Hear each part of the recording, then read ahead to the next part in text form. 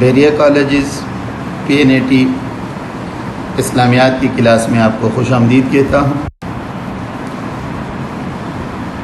آج کا سبق نمبر 2، کلاس 10۔ میں آپ کا معلم محمد شریف، اسلامیات لیکچرر، بحریہ کالج۔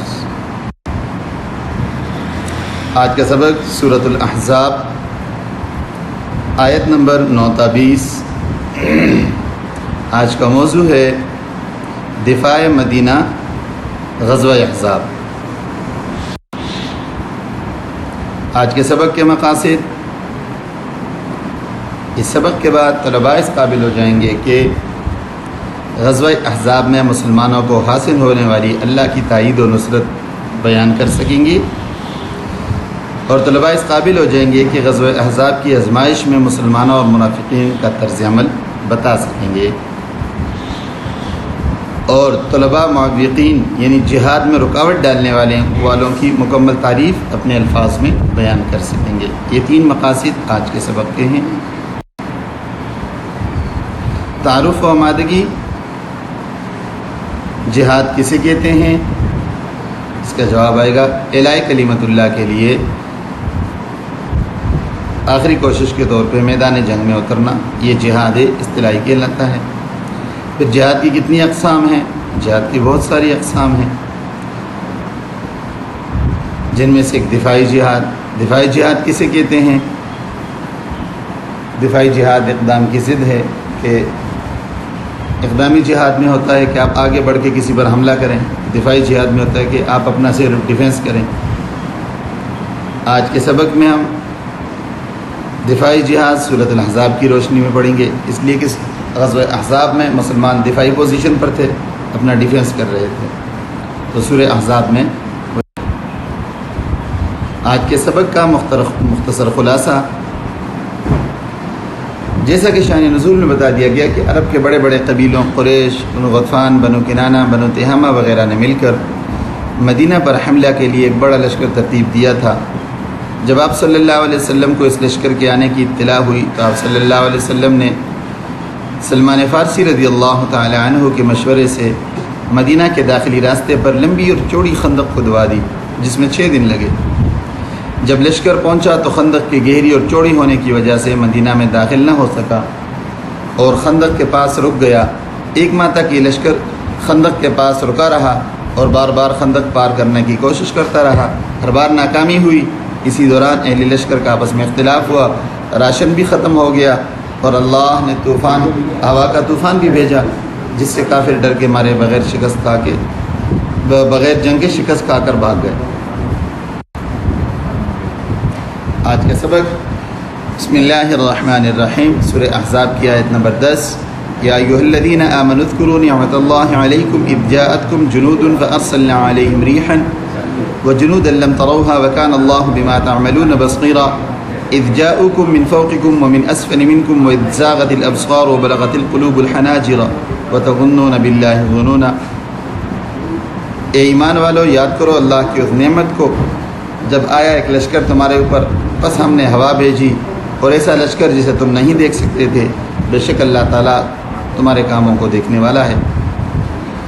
اور جب آیا وہ تمہارے اوپر سے اور تمہارے نیچے سے، اور تمہاری آنکھیں پٹی کی پٹی رہ گئیں اور دل حلق کو آ گئے، اور تم اللہ کے ساتھ طرح طرح کے گمان کرتے رہے۔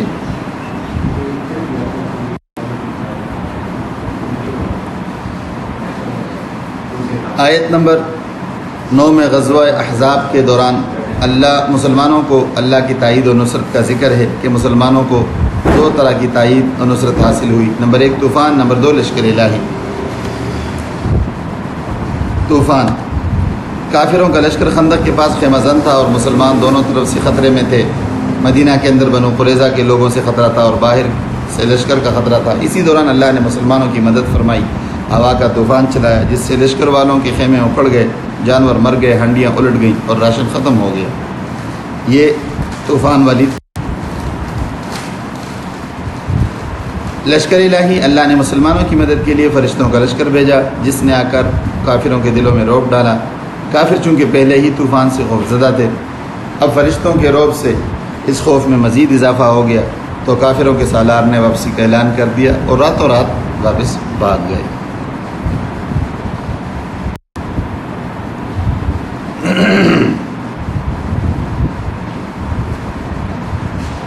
هنالك ابتلي المؤمنون وزلزلوا زلزالا شديدا وإذ يقول المنافقون والذين في قلوبهم مرض ما وعدنا الله ورسوله إلا غرورا وإذ قالت طائفة منهم يا أهل يثرب لا مقام لكم فارجعوا ويستأذن فريق منهم النبي يقولون إن بيوتنا عورة وما هي بعورة إن يريدون إلا فرارا ولو دخلت عليهم من أقطارها ثم سئلوا الفتنة لآتوها وما تلبثوا بها إلا يسيرا وَلَقَدْ كَانُوا عَاهَدُوا اللَّهِ مِنْ قَبْلُ لَا يُوَلُّونَ الْأَدْبَارَ وَكَانَ عَهْدُ اللَّهِ مَسْئُولًا قُلْ لَنْ يَنْفَعَكُمُ الْفِرَارُ إِنْ فَرَرْتُمْ مِنَ الْمَوْتِ أَوِ الْقَتْلِ وَإِذًا لَا تُمَتَّعُونَ إِلَّا قَلِيلًا قُلْ مَنْ ذَا الَّذِي يَعْصِمُكُمْ مِنَ اللَّهِ إِنْ أَرَادَ بِكُمْ سُوءًا أَوْ أَرَادَ بِكُمْ رَحْمَةً وَلَا يَجِدُونَ لَهُم مِّن دُونِ اللَّهِ وَلِيًّا وَلَا نَصِيرًا۔ یہ سورہ احزاب کی آیت نمبر 11 تا 17 ہے۔ هُنَالِكَ ابْتُلِيَ الْمُؤْمِنُونَ وَزُلْزِلُوا زِلْزَالًا شَدِيدًا، اللہ نے فرمایا وہاں مسلمانوں کو میں نے آزمایا، سخت آزمانا۔ وَإِذْ يَقُولُ الْمُنَافِقُونَ، اور جب منافق اور وہ لوگ جن کے دلوں میں مرض تھا وہ کہنے لگے مَا وَعَدَنَا اللَّهُ وَرَسُولُهُ إِلَّا غُرُورًا، کہ اللہ اور اس کے رسول کا وعدہ تو ایک دھوکہ ہے۔ اور انہی میں سے ایک گروہ کہنے لگا اے یثرب والو بھاگ جاؤ، واپس چلے جاؤ، یہاں تمہارے لیے کوئی ٹھکانہ نہیں۔ اور ایک گروہ انہوں میں سے نبی کریم صلی اللہ علیہ وسلم سے کہنے لگا کہ ہمارے گھر کھلے ہیں، ان کے گھر کھلے نہیں تھے مگر یہ فرار چاہتے تھے جنگ سے، اور اگر داخل کر دیا جاتا ان پر کسی طرف سے ثم سئل الفتنة، پھر سوال کیا جاتا ان سے امتحان کے بارے میں لآتوها، تو یہ نہ آتے، وما تلبثوا بها الا يسيرا ولقد كانوا عهد الله من قبل، اور تحقیق یہ اللہ سے اس سے پہلے بھی وعدہ کر چکے ہیں کہ لا یولون الادبار، کہ یہ پیٹھ نہیں موڑیں گے، وکان عہد اللہ مسئولا، اور جو انہوں نے وعدے کر کے پیٹھ موڑے ہیں اس کے بارے میں پوچھا جائے گا۔ کہہ دیجئے تمہیں تمہارا بھاگنا کوئی فائدہ نہیں دے گا، تم موت سے نہیں بھاگ سکتے، نہ قتل سے بھاگ سکتے ہو، ہاں تھوڑا سا فائدہ دنیا میں اٹھا لو جاؤ۔ اور ان سے کہہ دیجئے گا کون بچائے گا تمہیں جب اللہ تم سے برائی کا ارادہ کرے یا اللہ تم سے نیکی رحمت کا ارادہ کرے، اور نہیں پائیں گے یہ کوئی دوست اللہ کے علاوہ اور نہ کوئی مددگار۔ آیت نمبر 10 اور 11 میں غزوہ احزاب کے وقت لیے گئے اللہ کے امتحان کا ذکر ہے۔ فرمایا ہے کہ جب لشکر کی خبر آئی تو خوف سے پریشانی کا عالم یہ تھا کہ ہمارے ڈر کے لوگوں کی آنکھیں پٹی کی پٹی رہ گئی تھی اور دل تھم نہیں رہے تھے، اور اللہ کی طرف طرح طرح کے گمان کرنے لگے تھے۔ اس طرح اللہ نے مسلمانوں کا سخت امتحان لیا۔ آیت نمبر 12 تا 17 میں منافقین کا طرز عمل بیان کیا گیا ہے۔ اللہ نے فرمایا اللہ نے نبی صلی اللہ علیہ وسلم سے وعدہ کیا تھا کہ آپ صلی اللہ علیہ وسلم کو اس جنگ میں فتح ہوگی، مگر جو منافق تھے ان کے دلوں میں آپ صلی اللہ علیہ وسلم پر ایمان نہیں تھا۔ انہوں نے جب اتنے بڑے لشکر کو آتے دیکھا تو ایک دوسرے سے کہنے لگے کہ رسول اللہ کا وعدہ نعوذ باللہ جھوٹا ہے، اتنے بڑے لشکر سے جیتنا مشکل ہے۔ رسول اللہ صلی اللہ علیہ وسلم سے بہانے بنا کے چھٹی لے کر بھاگنے لگے کہ ہمارے گھروں پر حملہ ہونے کا خطرہ ہے، ہمیں جانے دیں۔ اللہ نے فرمایا جتنے بھی بھاگ جائیں موت سے نہیں بھاگ سکتے۔ یہ تھا منافقین کا طرز عمل۔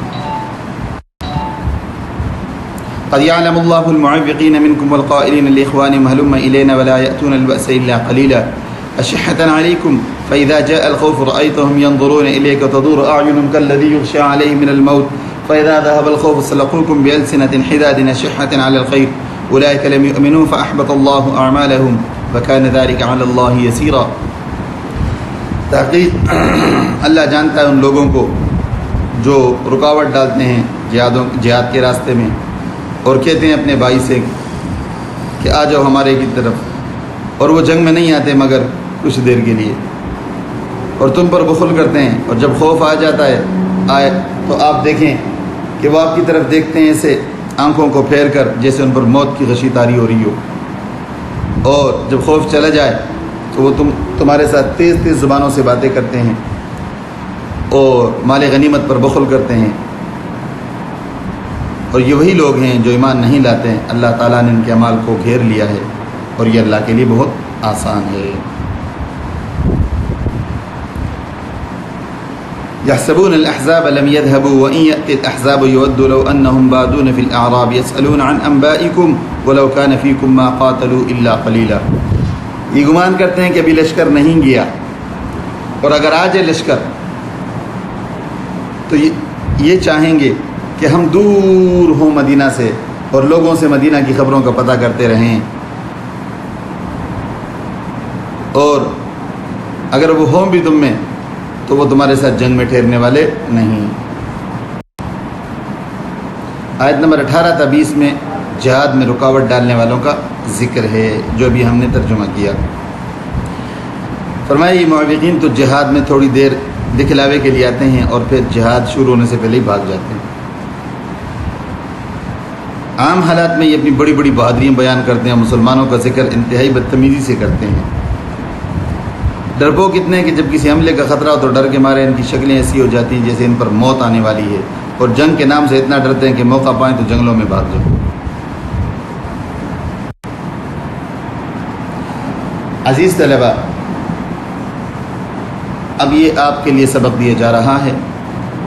آپ نے سورۃ الاحزاب میں مسلمانوں کو اللہ کی تائید و نصرت، نمبر 2 منافقین اور مسلمان کا طرز عمل، نمبر 3 معوقین کی تعریف یاد کر کے اپنی کاپی پر لکھ کر لانی ہے.